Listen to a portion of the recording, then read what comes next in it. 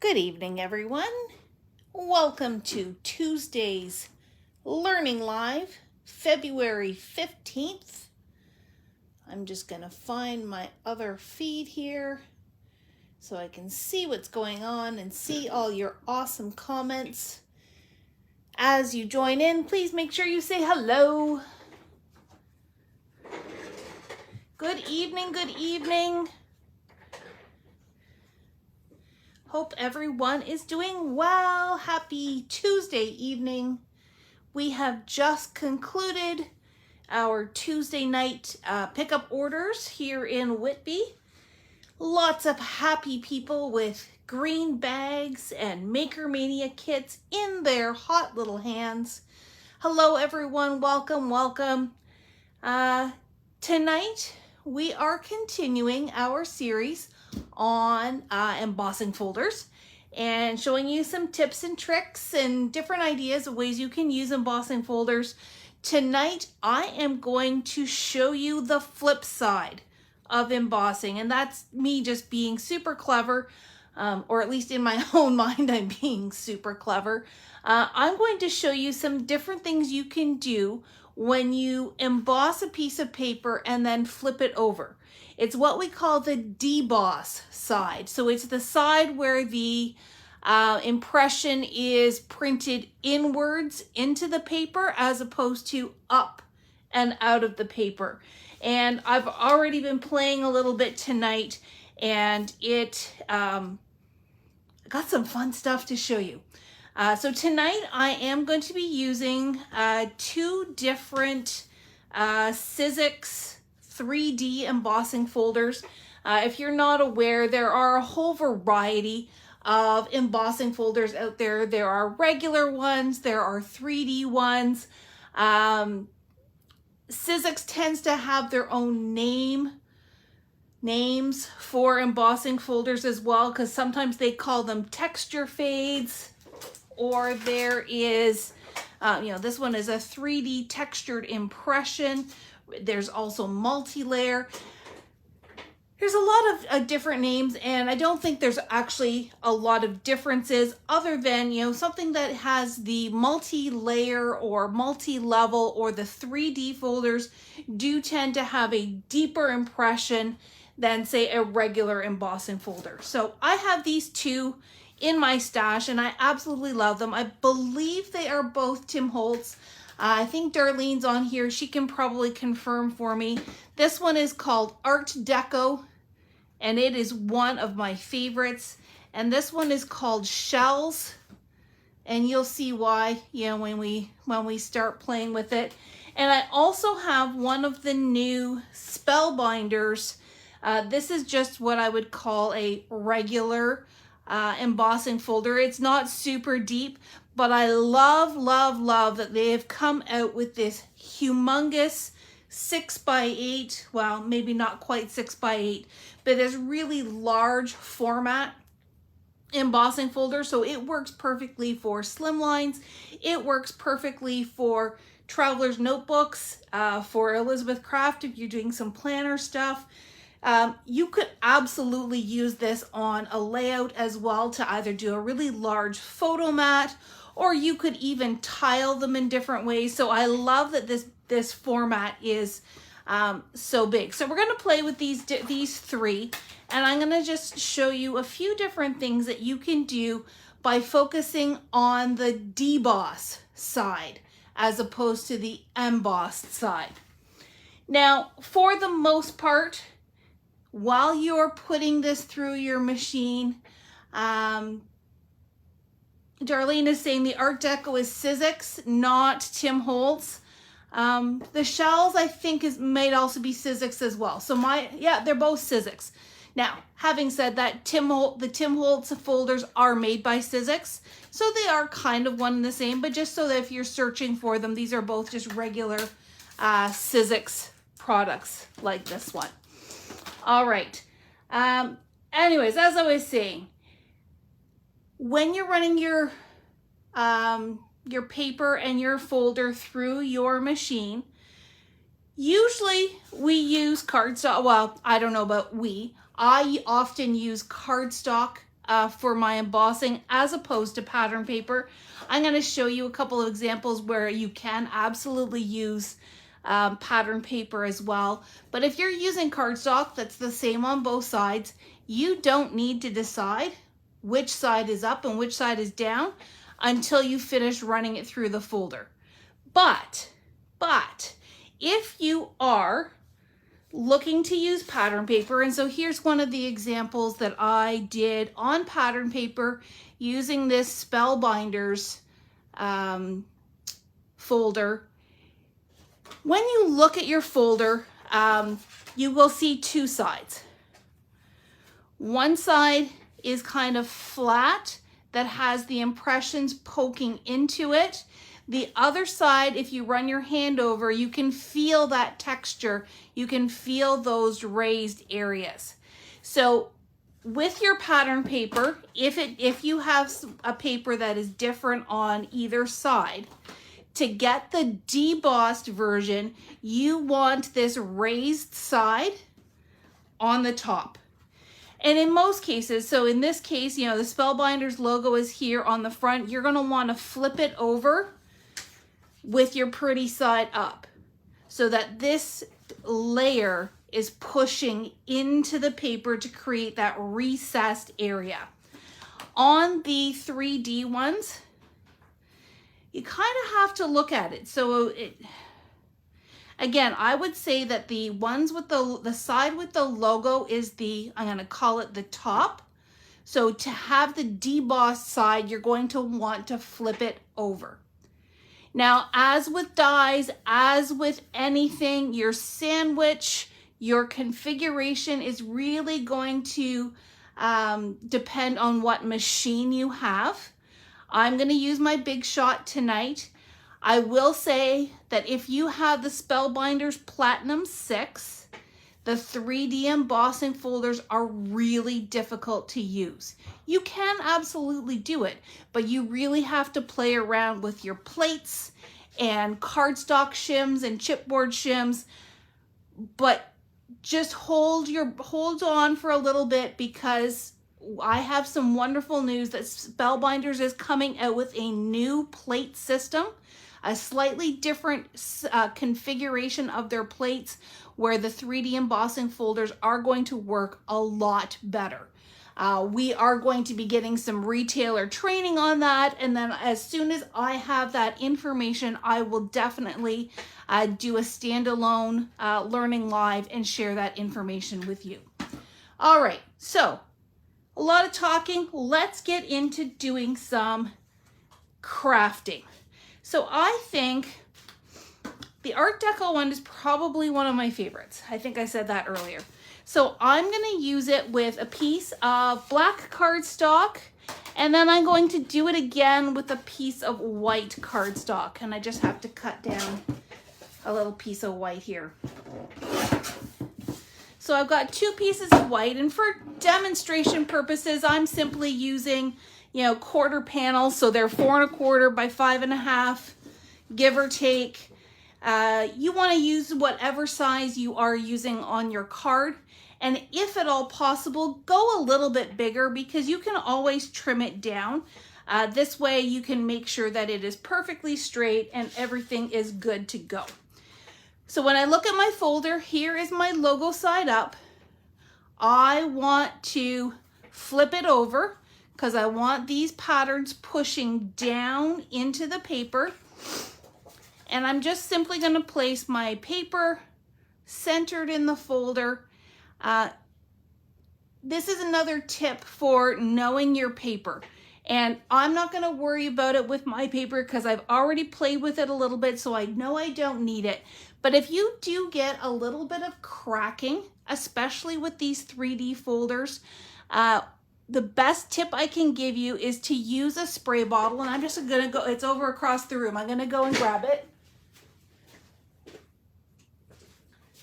It's to use, a spray bottle with a little bit of water and just lightly mist. So I'm just going to do a couple little squirts, lightly mist your paper, both sides. I'm going to shake it off a little bit, get rid of all the drips. What this does is it softens the fibers in your paper so that it molds a lot better to your embossed shape. And again, especially with the 3D ones, which are really biting down into your paper, you want that paper to stretch. You do not want it to crack or pinch. So, logo is on the top, flip it over, put my paper in, grab my machine. Now with the Big Shot, and because I am using Sizzix folders as well, I've got a handy cheat sheet right here on my plate. And so for a 3D texture impression, all I need is a clear plate and my base plate, and that is all that I need. Now I do have a pair of glitter plates. They're pretty, they're shiny, they make me happy, but I also have these for a reason, is that I keep these separate for embossing and for techniques where I'm using my Big Shot without dies. That way it keeps these pristine, they're not cut into, they're not scratched up, and it makes sure that I have a good clean set for my other techniques. And here I am, just gonna roll it through. You really only need to do, well, when I was playing tonight, I only needed to do one pass. My friend Alexis Trimble, who is one of the lead designers for Sizzix, she says for 3D, you should roll it through 3 times. So 3D 3 times, just to make sure you get a really good, strong impression. So this is number 3. I'm gonna pop this out. And presto.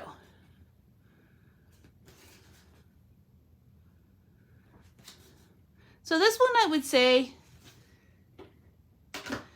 it's kind of hard to tell what is the embossed side and the debossed side, because they both are quite beautiful.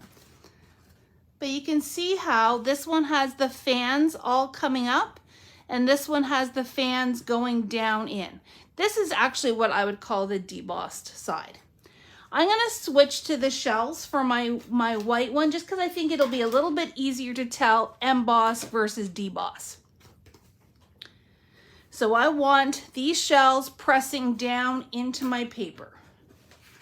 Let's give it a little mist. Shaky, shaky, wakey, wakey. Then I have the pattern pressing down, so my logo's on the opposite side. Put it in here. I'll roll it through. Let's get it started. So there's 1, 2, and you will feel some resistance, but it shouldn't make all kinds of noise. It should be nice and smooth. There's my 3.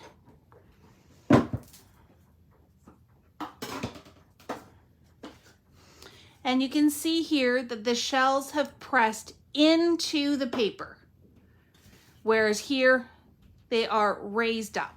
So the deboss side, the flip side, is where your folder is pressing down into your paper. So absolutely, you can just play with your folders and flip it over when you're making your card. I'm just gonna make some room over here because I've blocked my space. There we go. But there are some other techniques you can do that can really bring out those textures. So I'm going to start with the white, and I'm going to start with an ink pad. So what you can do with your pattern pressed down into your paper is you can simply drag your ink pad across.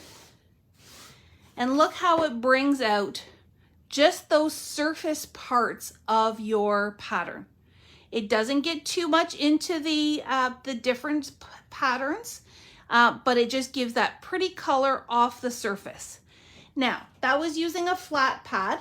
You can also take your blending brush and just really lightly go over top.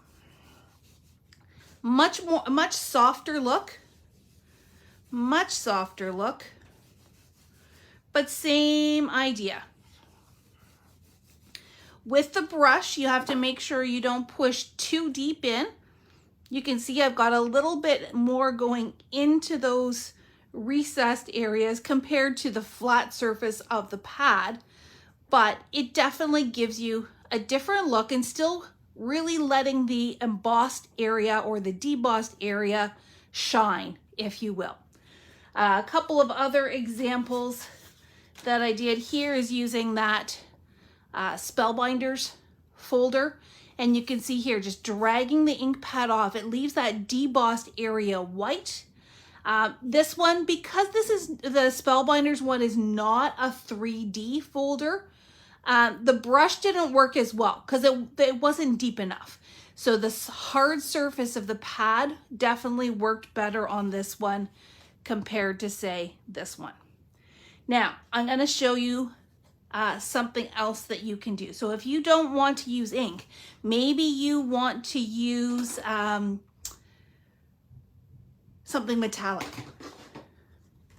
I am going to bring out my luster wax. So this is a gilding wax from Sizzix. We had them in for a bit. I have had them on reorder for a little while, and they're slowly making their way to us. So if you like this effect and you don't have luster wax in your stash yet, just send me an email and I'll definitely put you on the list. So here I have it where, sorry, it said my broadcast froze for a second. Hopefully I am back. So here I've got those fans pushed down into the paper, and watch this. Okay, I've done it with silver in my practice, so I'm gonna do rose gold here. Now, the luster wax you can use with your finger. I've had some dry skin issues, so I'm actually just gonna use a finger dauber. You could use a small blending, not a blending brush, but the small blending foams as well. I just like this because I've got a little bit more control over the color and I don't have it underneath my fingernails and in my cracked skin and all that kind of stuff. So I'm just getting a little bit on my dauber. I'm gonna kind of poof it off on the side so any excess comes off. And I'm just gonna lightly move in circular fashion. You don't want to go deep. You just want to kiss the surface. But look at how that's coming out. Look at how that texture is really coming to life. And I mean, I can do, this was the rose gold. You don't even have to stick with just one color. I'm going to do some silver. Let me keep my lids together. It is absolutely stunning. And it really gives kind of that stamped metal. Wendy is saying the purple is wonderful on black. I'm gonna see if I've got my purple handy. Here's the silver. And gives that tarnished metal look, which is really cool. And again, depending on how hard or how soft, how lightly you tap on your paper, you're gonna get a slightly different look. So here, let me just finish off with a little bit of gold to show you the range. So there you go. That luster wax really just brings that surface. So now you've seen me do it with ink. You've seen me do it with the luster waxes. How am I for time? I am good for time. I'm gonna do some more. I am next going to show you, am I brave? I haven't practiced this one yet. I'm gonna try some embossing powder. You know what? If it works, it works. If not, you guys can learn from my mistake. Matt says that I was frozen for a second. I do apologize for any internet glitches. We'll try to just keep on going. Okay, I'm gonna take a white piece here. Before I do that, so here was using the deboss side. Here was my practice one. Here is it on the reverse side. So like I said, with double-sided paper, and by double-sided I mean it's the same color on both sides, you can decide. even after you have embossed it, which side you're going to use. Both equally stunning. Okay, so let us now, I'm going to take that white one. I'm going to use the Art Deco again. And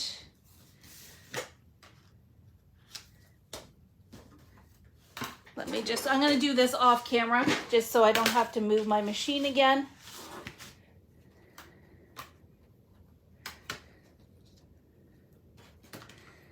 Get that straight.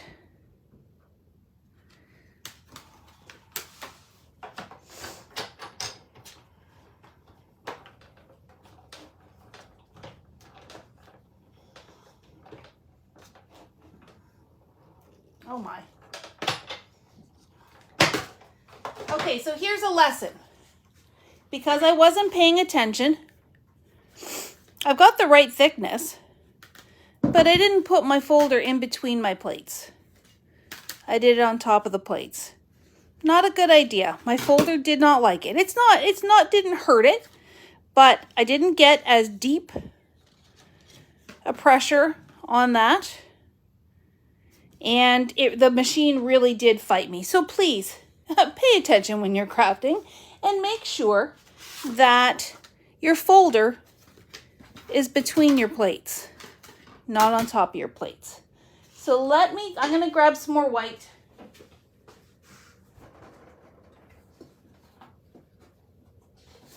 And let us try this again.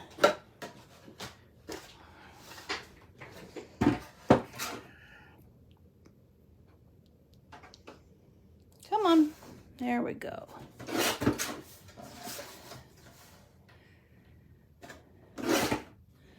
My friend Nina calls it Nina's no-nos. I think it's Sheri's should-nots. We won't think of other SH words to go with that. Should not works. All right, between the plates, pay attention, and let's roll this through.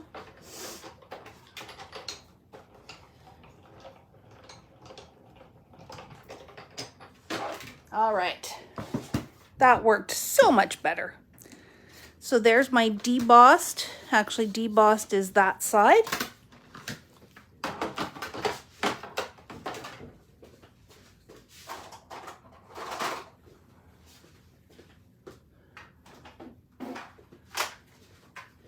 I've got my Wow embossing pad. I've got my powder tool. What's this color? That's Punch. Let's do Hope and Positivity.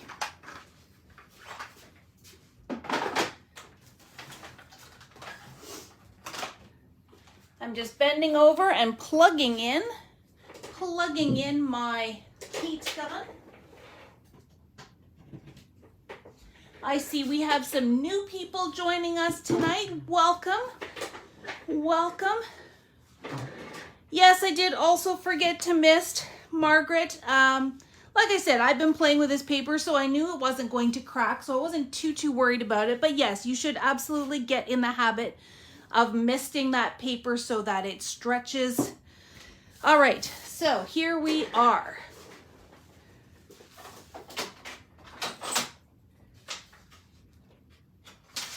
And I'm getting my computer paper just to make a funnel. Okay, so I have my debossed paper, and just like I did with the ink pad over here, I'm going to use my embossing pad. Actually, let's powder it first.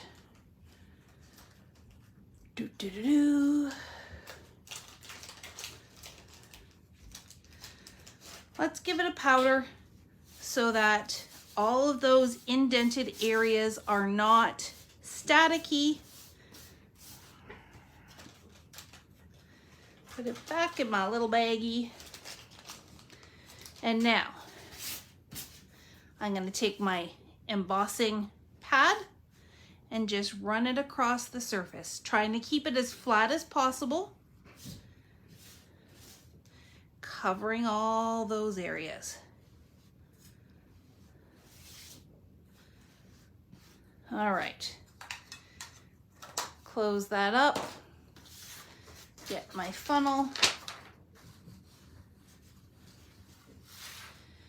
Okay, guys. Truth is in the pudding, as they say. Let's see where this is gonna stick. Oh, I love this powder. This is so pretty.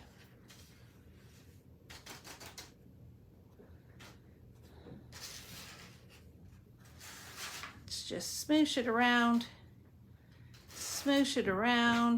and then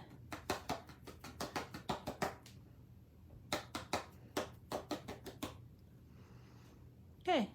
So I can tell already that this is working pretty good. It's not perfect. I've got a few areas where maybe I pressed a little bit harder to get the ink in there, or maybe it's just static that's holding it all together. But I think that looks pretty stunning, and we haven't even heated it yet. So I'm gonna clean up my mess. And this Hope and Positivity just has so many different layers and colors. Like, look at that. It's even kind of got that tealy peacock blue in it. All right, put that somewhere safe. I need to get my George.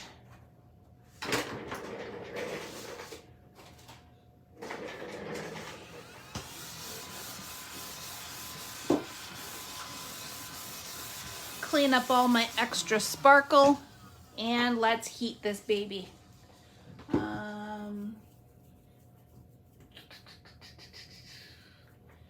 I have been crafting this week, so my tweezers look like they've gone for a little bit of a walk. I just need something to hold on to this so that I don't burn my fingers. All right, my apologies for the noise in just a minute.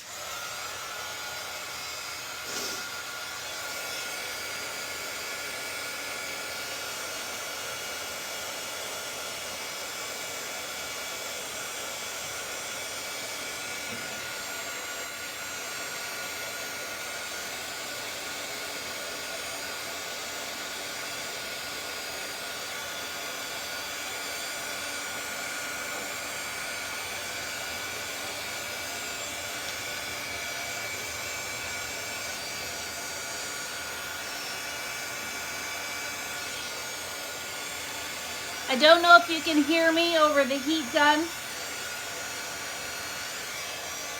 It's kind of funny how the powder really twinkles as it melts.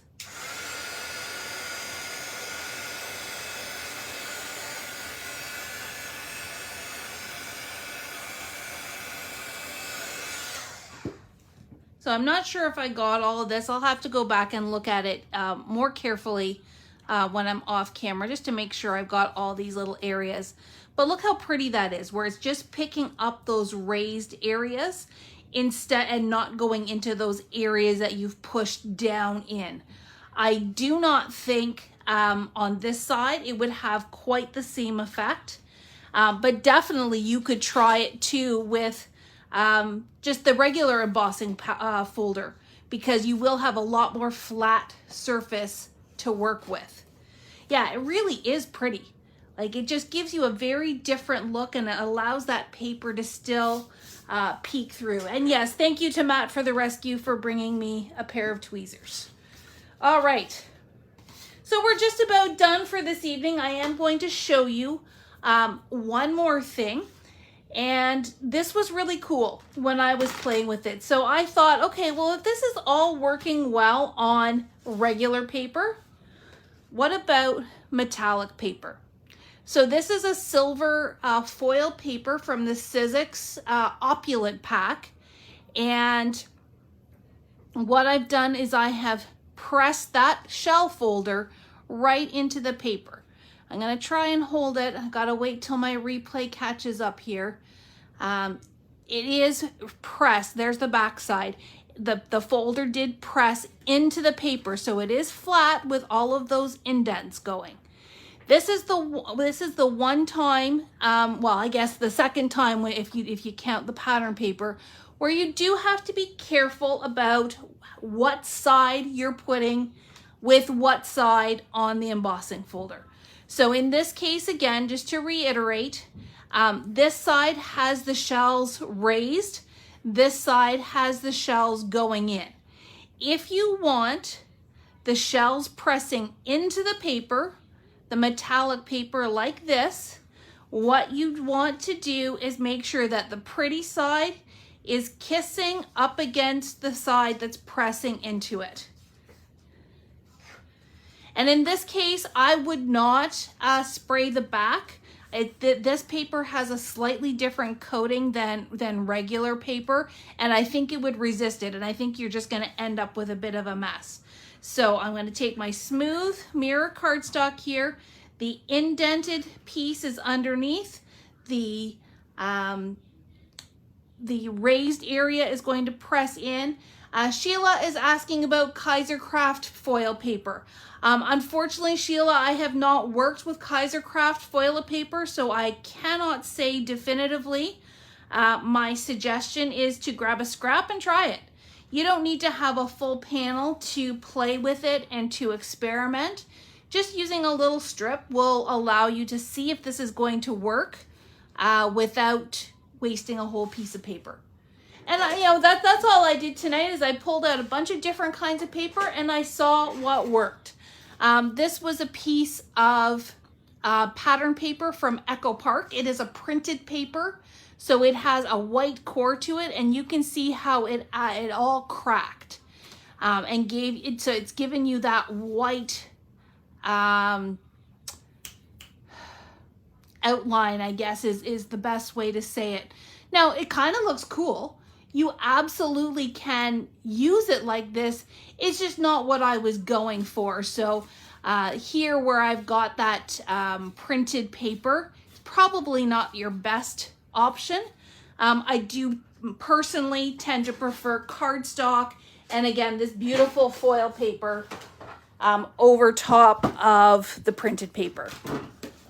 So here we go, in between the plates. Don't forget, in between the plates. And we're gonna crankety crank. And this time I'm only gonna do one pass because that metallic paper is so malleable that you don't need to do it multiple times. It is so cool. Now, I have not tried glitter paper either. I would tend to think that glitter paper would not be your best choice simply because you have all of those layers of glitter on top of the paper. I just don't think intuitively, I don't think it would work. If that's something that you want to try, then definitely, again, grab a scrap and give that a try. But that's it for me for tonight. If you take one thing away from what I've taught you tonight is embossing folders have two sides. You don't always have to have the raised side up. You can do all kinds of different things and create all kinds of different effects with that reverse side with the supplies that you have. So next time you use your embossing folders, take a look at the other side and see what you think. Thank you very much for joining me on this Learning Live on Tuesday. We will add this to our YouTube library as well. And you can come back and watch it on replay. If you're watching it on replay here during the, here on Facebook, feel free to drop in a hello and drop in some comments or questions if you have any. And we will turn it over to Darlene next week to close off our embossing folder series in February. So thanks everyone. Have a wonderful, wonderful evening.